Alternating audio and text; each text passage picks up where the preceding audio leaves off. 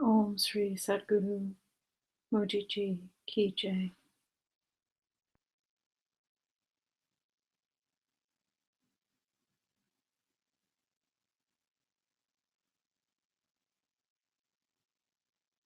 Om Sri Sadguru Anantaji Ki Jai.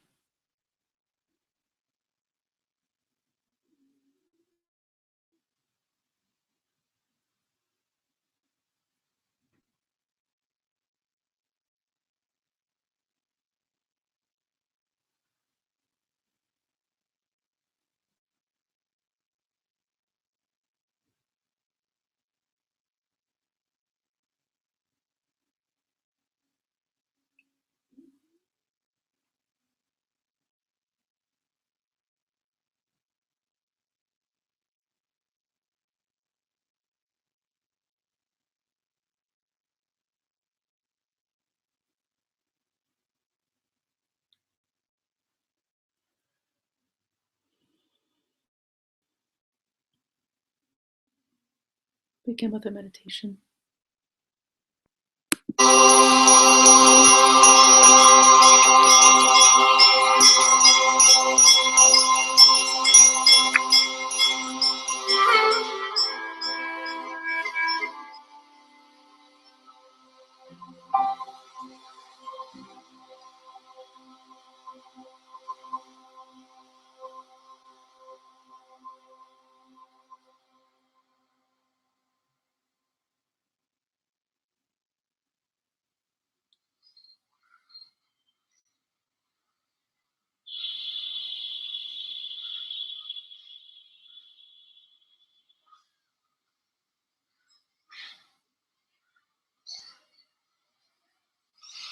Just as you are here like this,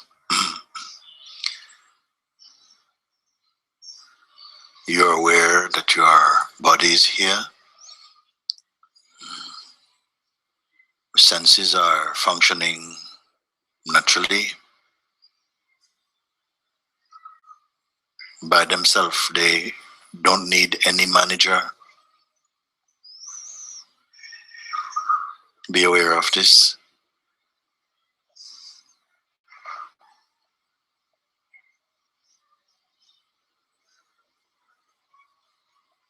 Just the sense of presence now. Just the sense of presence. You're here. I'm here. That is nothing more, nothing less.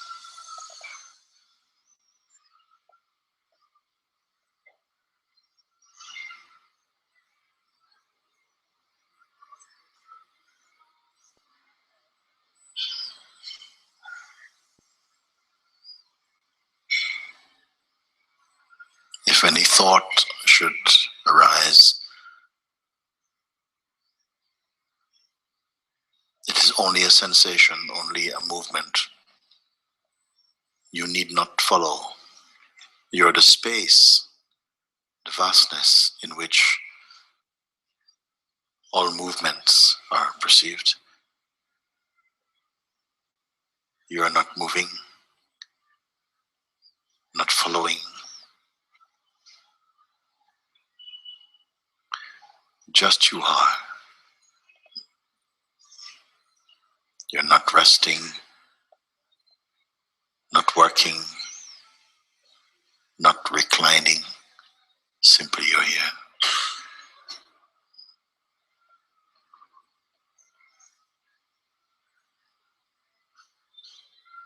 And notice you are not waiting for next sensation, next experience. This is not you.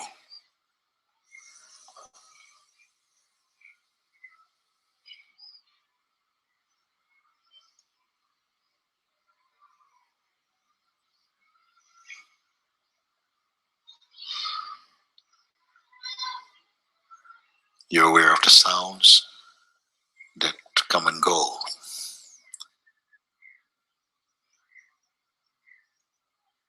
There's nothing personal about them. They are not arising for you. Just movements in the field of consciousness, that's all.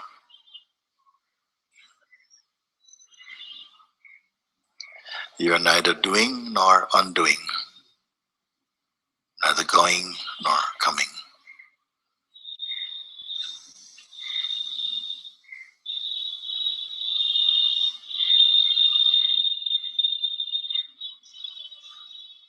You are the limitless self, immeasurable.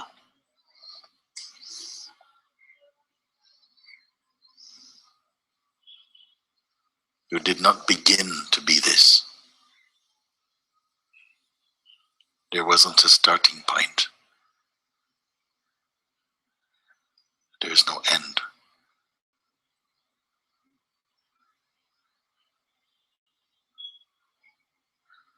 There's nothing to be afraid of.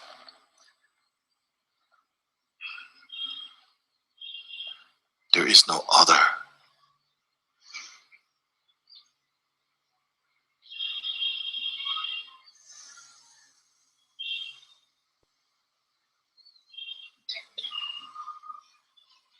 You are not waiting to become.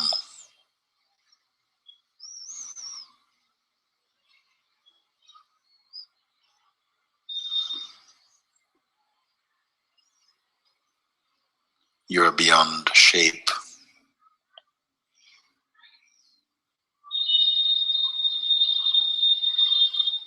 Perceiving time, you are beyond time. Perceiving forms, you are beyond form. Perceiving activities, you are beyond activities. Perceiving concepts, you are beyond concepts.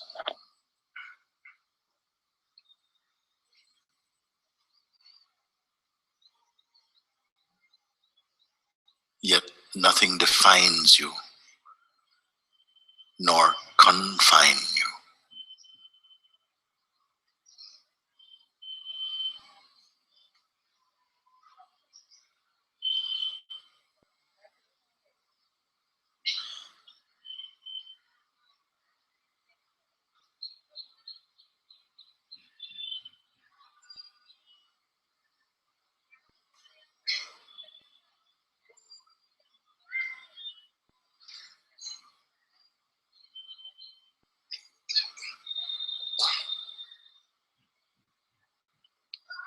Do not hold on to any image. You're beyond image. Do not combine yourself with any form. You're not a teaching. You're not a student, not master, not high, not low. Beyond male, beyond female. Like the pure space of consciousness.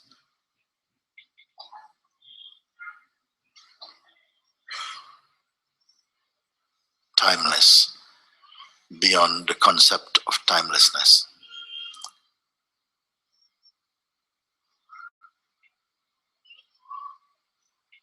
You're not imagining this.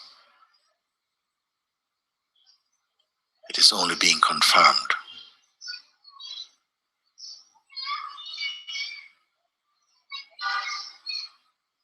You're not believing this.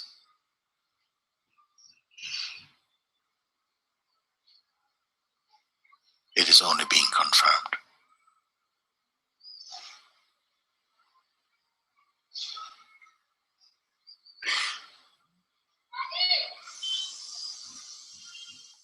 all ideas, all concepts, such as growing, evolving, becoming, all these are for you. You're neither starting nor finishing.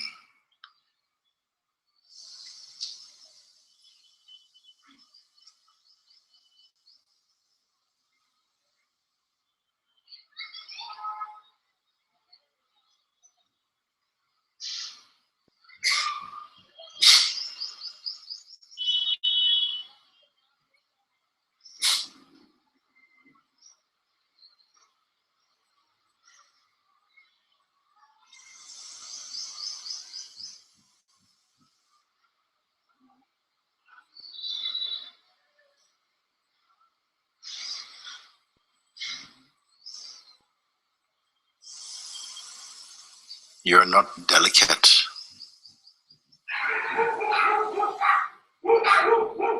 You're not a flower.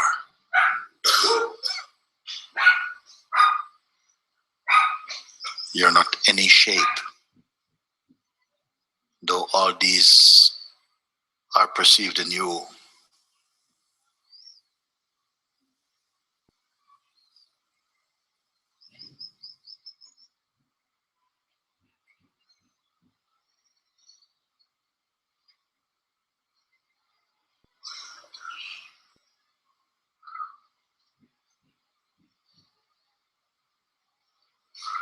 you have no boundary, no edge. Look and see for yourself.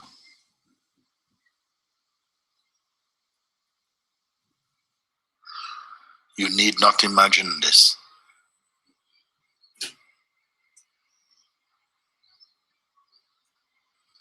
There's nothing to study here.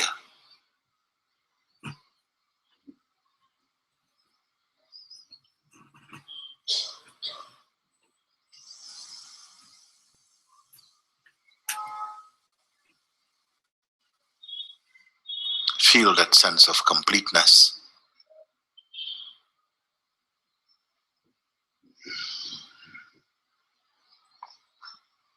Silent and vast.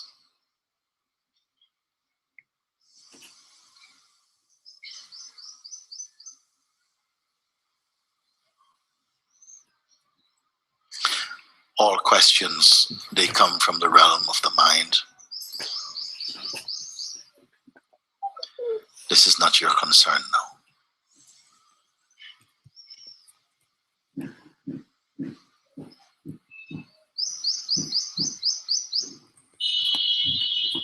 Listen to the sounds that come. Where do they land? Who hears them? Like clouds, they float through this vast space of pure awareness.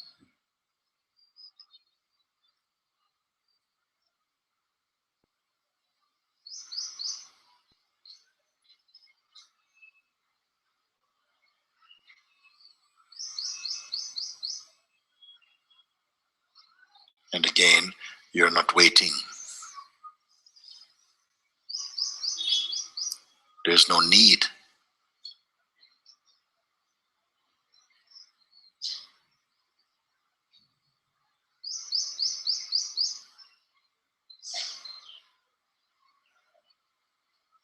You're neither fast nor slow, neither in nor out. Yet you totally are.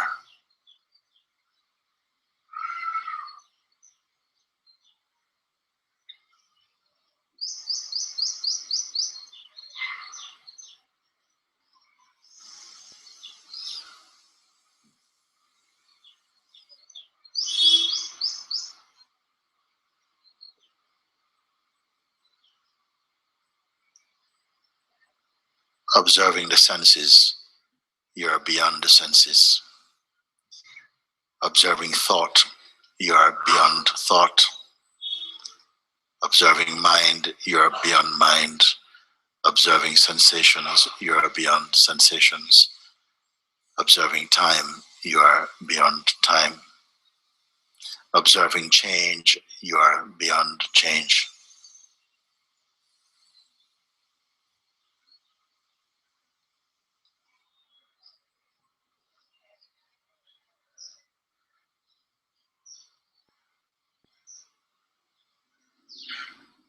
You are yourself effortlessly.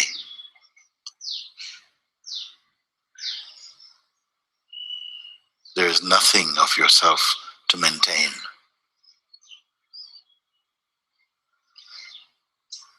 You cannot be maintained or contained.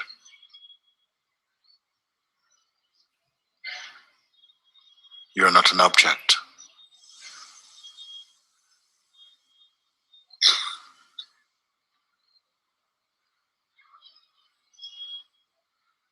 The body is an object. Observing the body, you're beyond the body. Observing moods, you're beyond mood.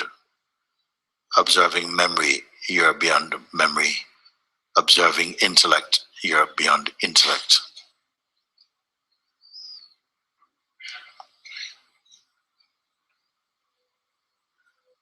Observing breath, you're beyond breath.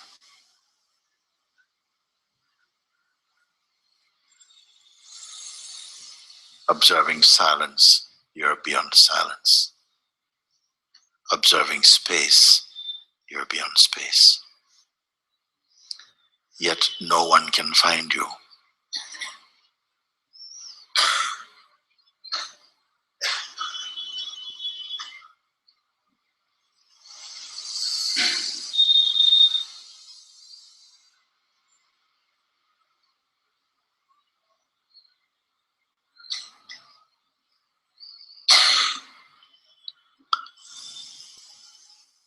The functioning of perception arises spontaneously and is going on without your deliberate involvement. Notice this.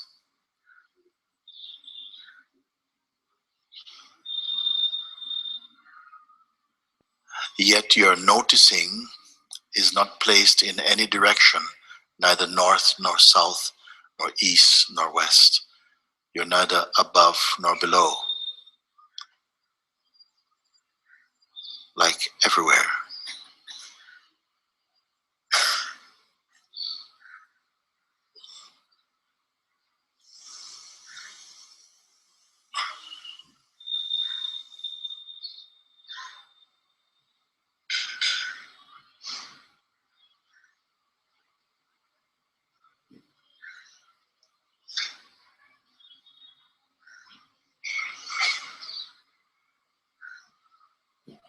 In the space of your being, all manifest appearances, they appear, they arise, and dissolve in the infinite space of being.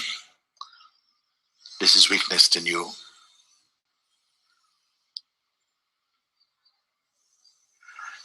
You have no color, nor shape, nor design. Be aware of this. Yet you're also here in this body, experiencing also.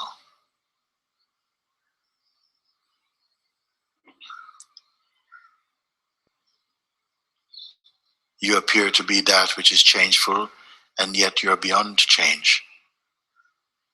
Who can limit you?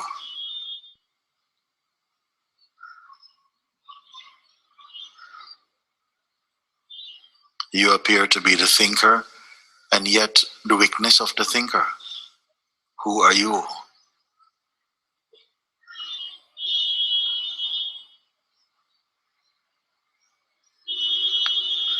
You are beyond height and width, weightless.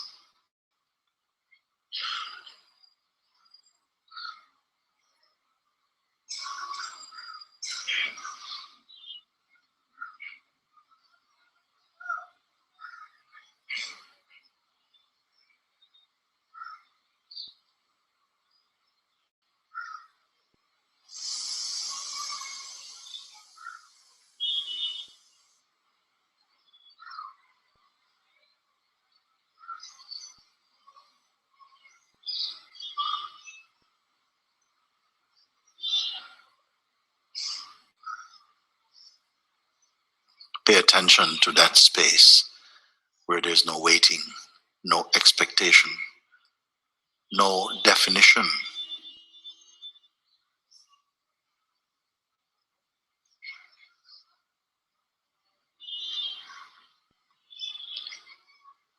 To define is to confine, yet you're vast and limitless.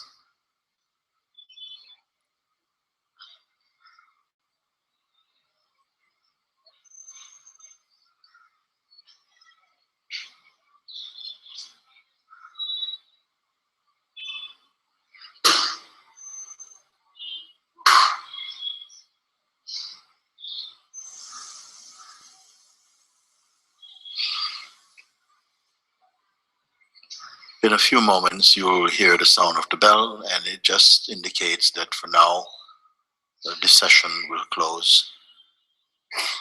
But eyes open, eyes closed will make no difference to your inner state.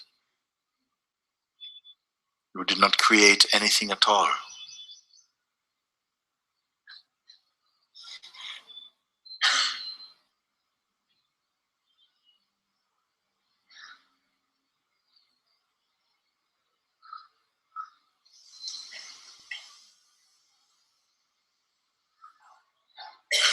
What you are can never be over.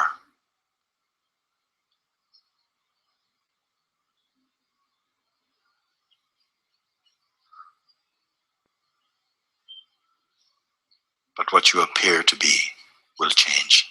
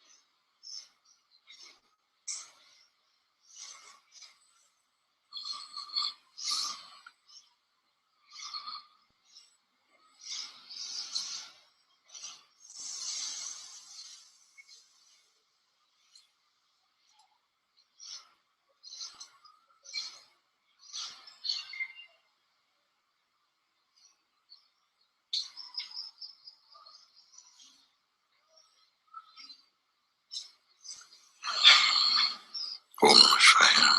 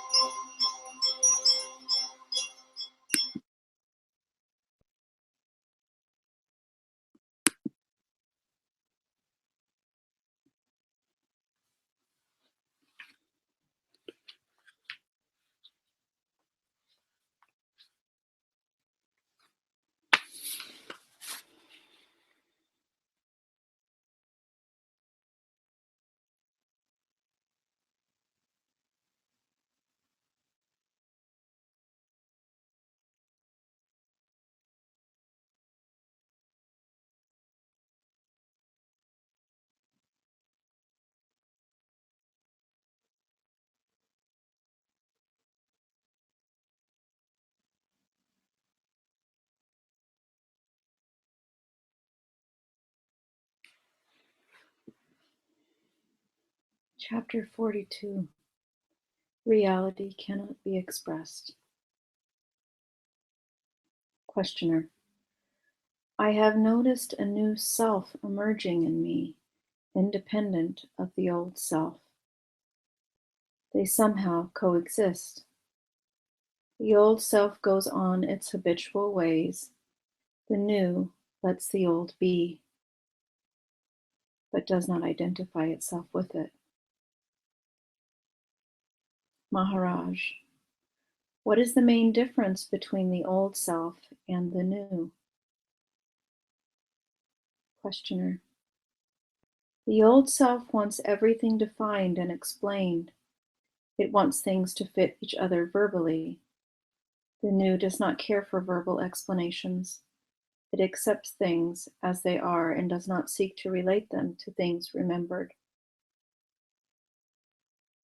Maharaj,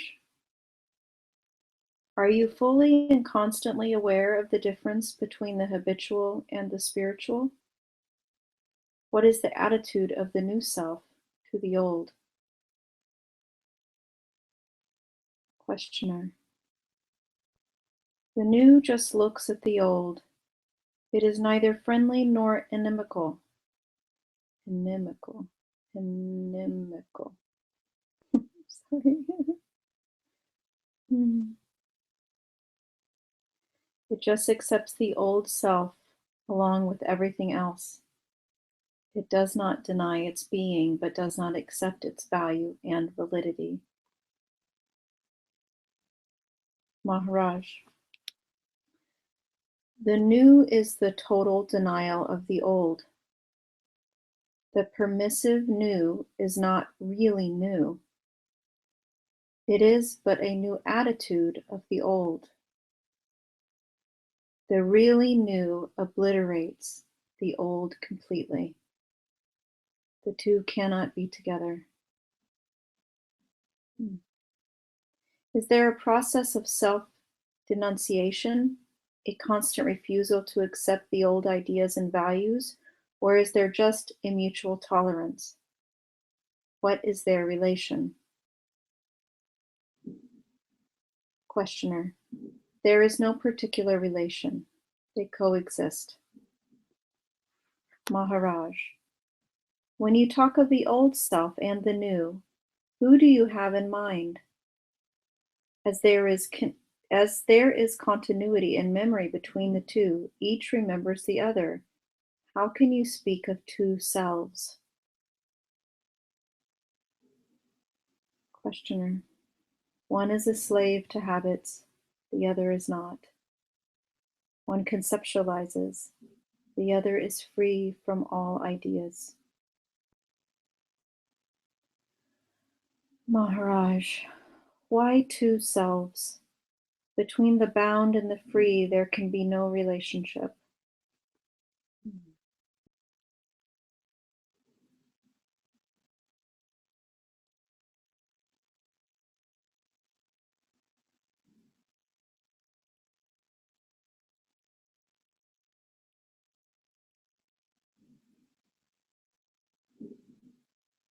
Between the bound and the free, there can be no relationship.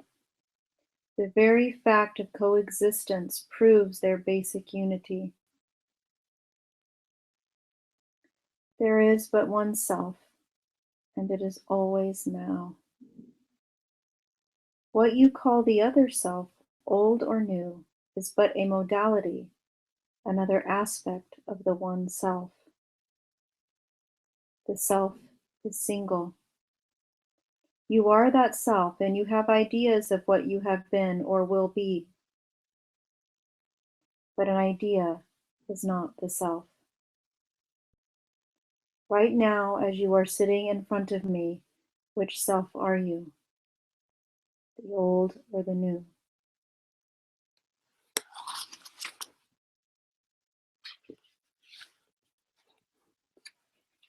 Questioner, the two are in conflict.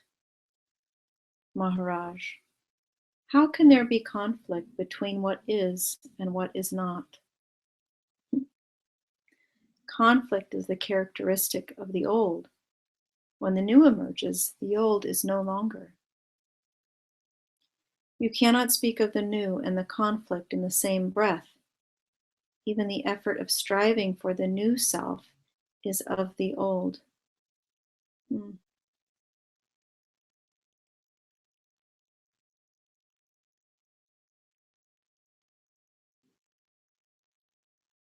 I'll read that again. How can there be conflict between what is and what is not? Conflict is the characteristic of the old. When the new emerges, the old is no longer. You cannot speak of the new and the conflict in the same breath. Even the effort of striving for the new self is of the old. Wherever there is conflict, effort, struggle, striving, longing for change, the new is not. To what extent are you free from the habitual tendency to create and perpetuate conflicts?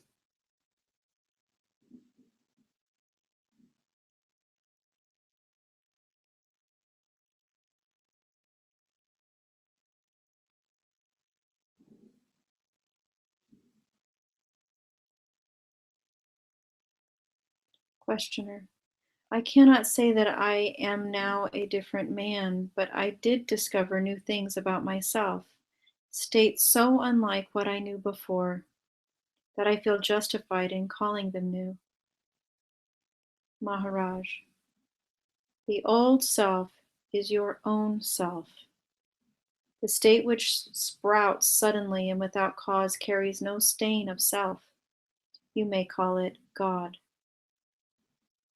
What is seedless and rootless, what does not sprout and grow, flower and fruit, what comes into being suddenly and in full glory, mysteriously and marvelously, you may call that God.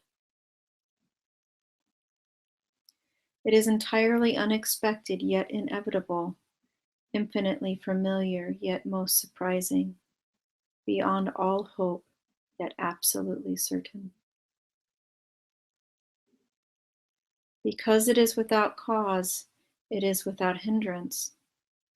It obeys one law only, the law of freedom.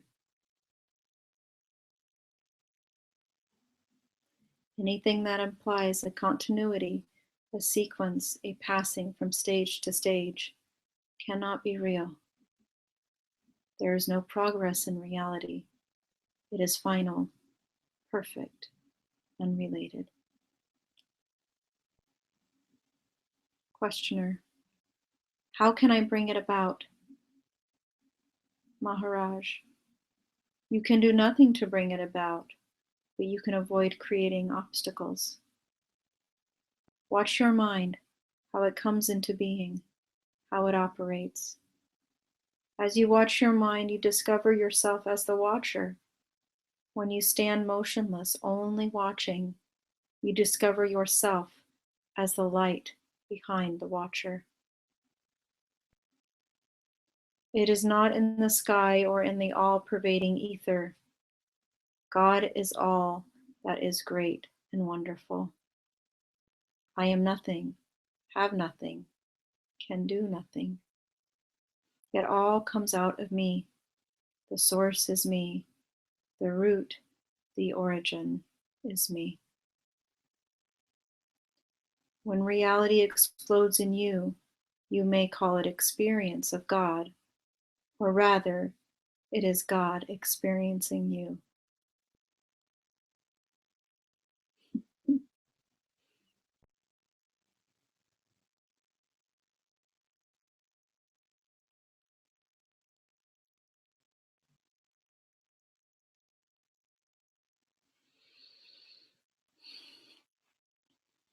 God knows you when you know yourself.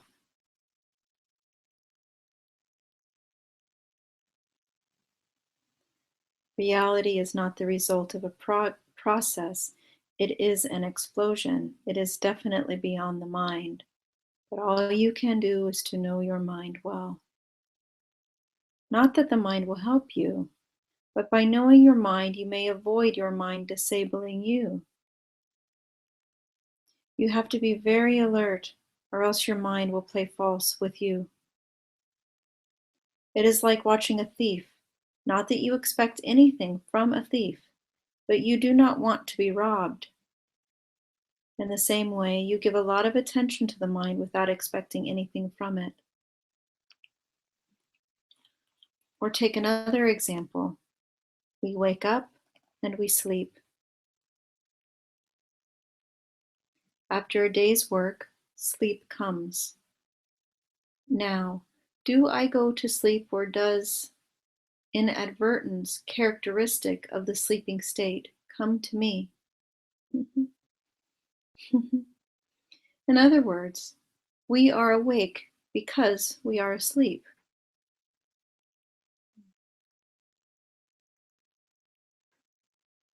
I'll read that again. Take another example. We wake and we sleep. After a day's work, sleep comes. Now, do I go to sleep, or does inadvertence, characteristic of the sleeping state, come to me? In other words, we are awake because we are asleep. We do not wake up into a really waking state.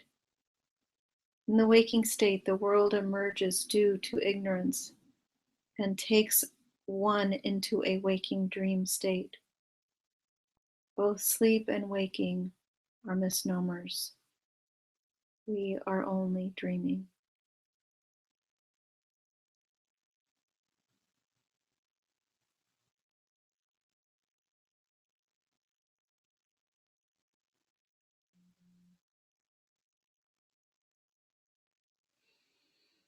Both sleep and waking are misnomers. We are only dreaming. True waking and true sleeping, only the Jnani knows. We dream that we are awake. We dream that we are asleep. The three states are only varieties of the dream state. Treating everything as a dream liberates.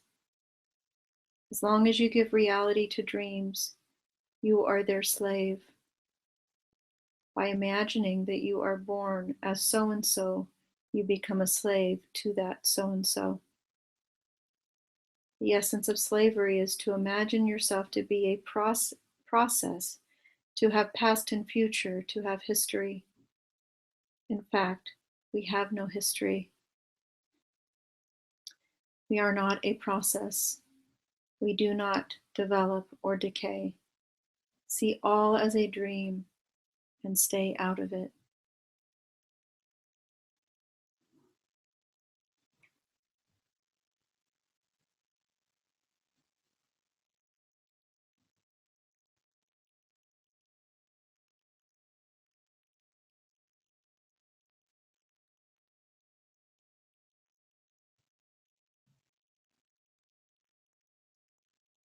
Questioner: what benefit do I derive from listening to you? Maharaj: I am calling you back to yourself. All I ask you to do is to look at yourself, towards yourself, into yourself.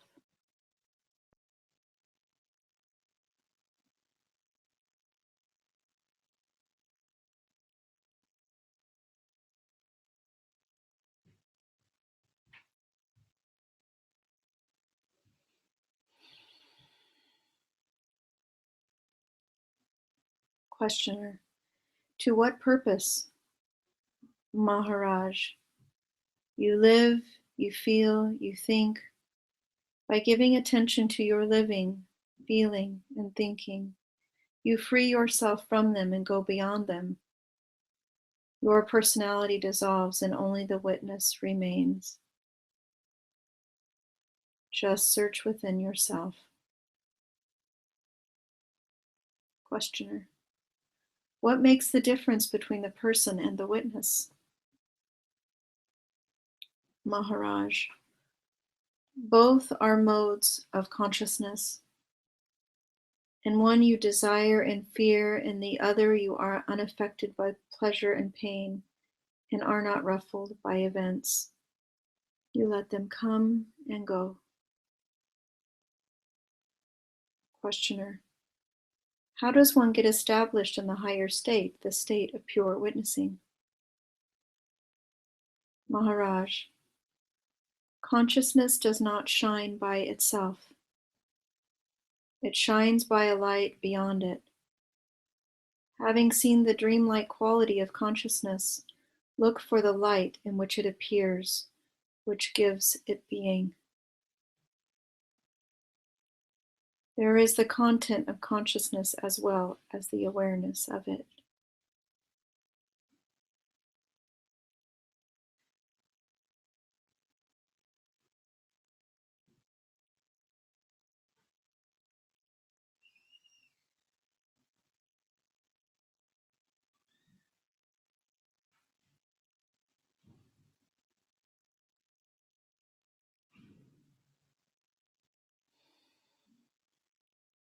Questioner. I know, and I know that I know. Maharaj. Quite so, provided the second knowledge is unconditional and timeless.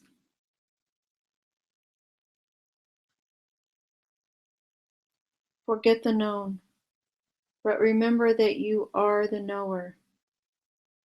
Don't be all the time immersed in your experiences. Remember that you are beyond the experiencer, ever unborn and deathless. In remembering it, the quality of pure knowledge will emerge. In remembering it, the quality of pure knowledge will emerge, the light of unconditional awareness.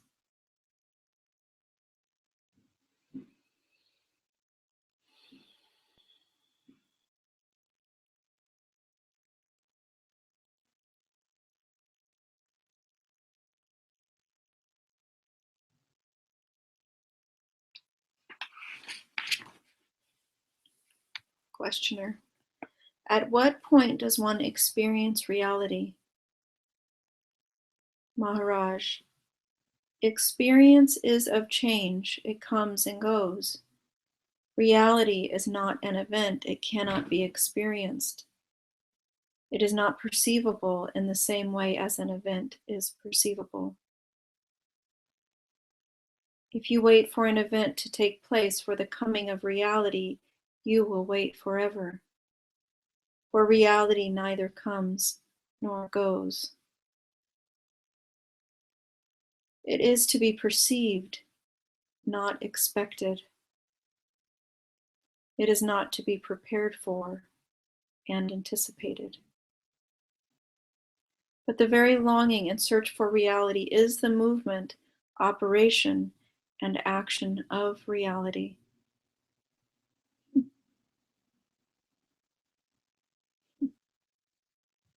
All you can do is grasp the central point that reality is not an event and does not happen. And that whatever happens, whatever comes and goes, is not reality.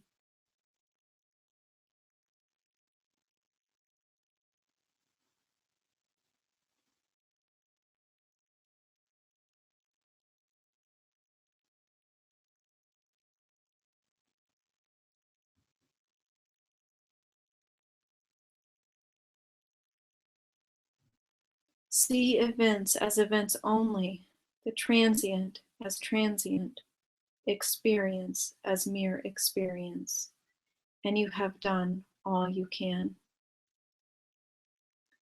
Then you are vulnerable to reality, no longer armored against it as you were when you gave reality to events and experiences. But as soon as there is some like or dislike, you have drawn a screen.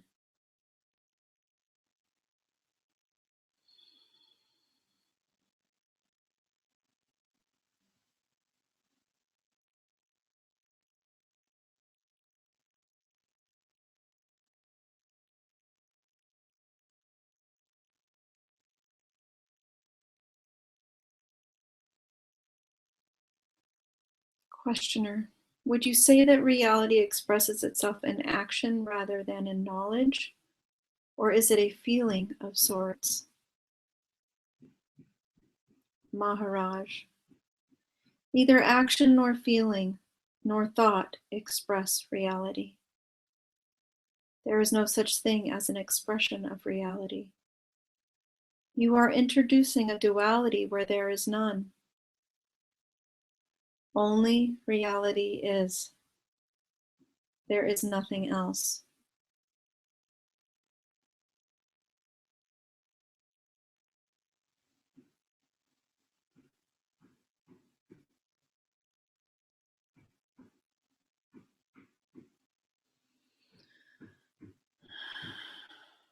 The three states of waking, dreaming, and sleeping are not me, and I am not them.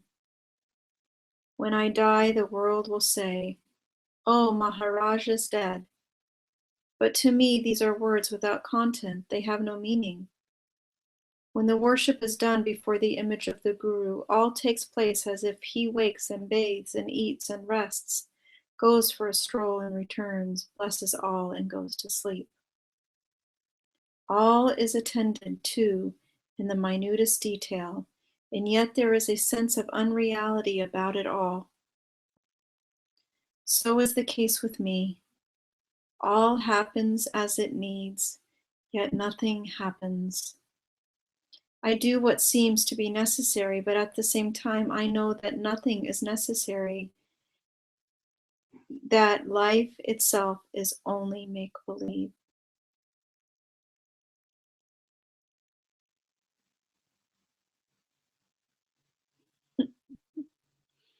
All happens as it needs, yet nothing happens.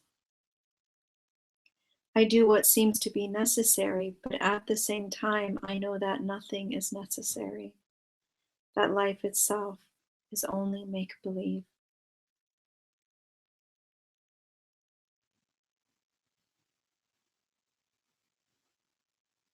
Questioner: then why live at all? Why all this unnecessary coming and going, waking and sleeping, eating and digesting? Maharaj: nothing is done by me. Everything just happens. I do not expect, I do not plan, I just watch events happening, knowing them to be unreal.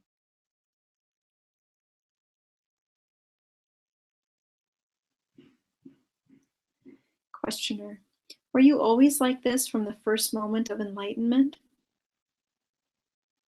Maharaj: the three states rotate as usual. There is waking and sleeping and waking. But they do not happen to me. They just happen. To me, nothing ever happens.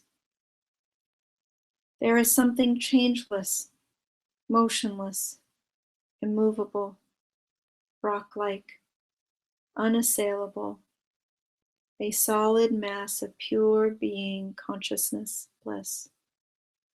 I am never out of it. Nothing can take me out of it.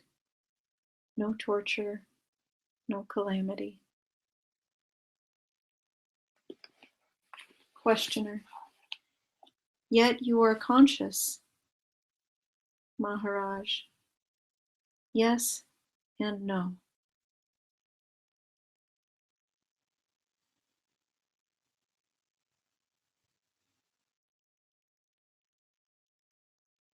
There is peace, deep, immense, unshakable.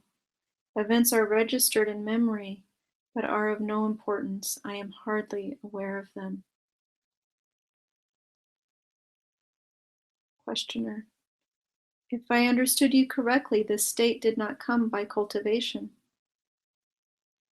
Maharaj: there was no coming. It was so, always.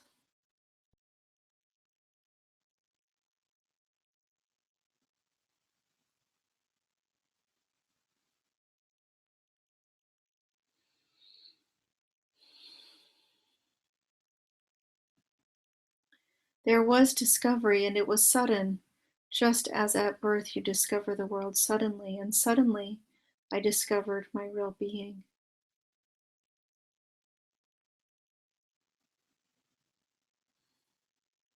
Questioner.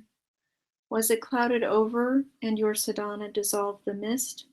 When your true state became clear to you, did it remain clear or did it get obscured again? Is your condition permanent or intermittent? Maharaj. Absolutely steady. Whatever I may do, it stays like a rock, motionless. Once you have awakened into reality, you stay in it. A child does not return to the womb. It is a simple state, smaller than the smallest, bigger than the biggest. It is self-evident and yet beyond description.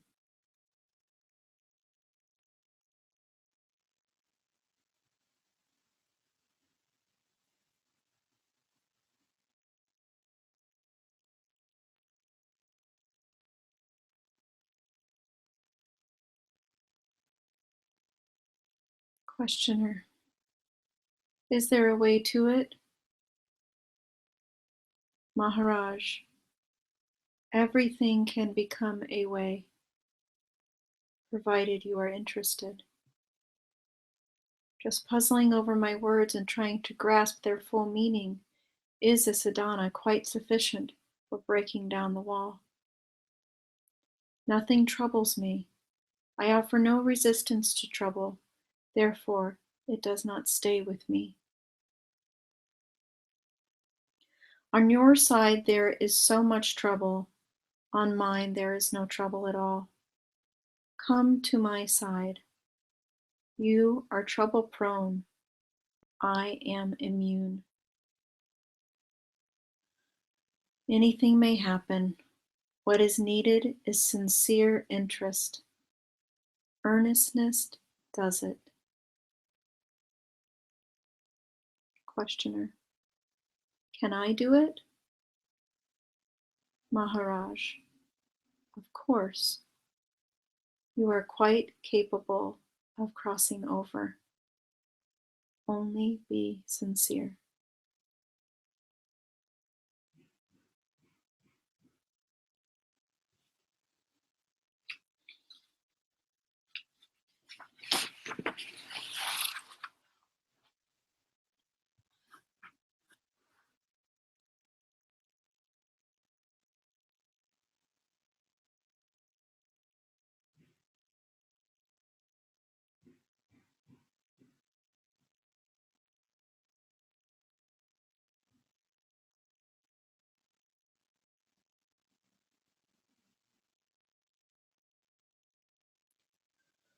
Om Sri Satguru Mujiji Ki Jai.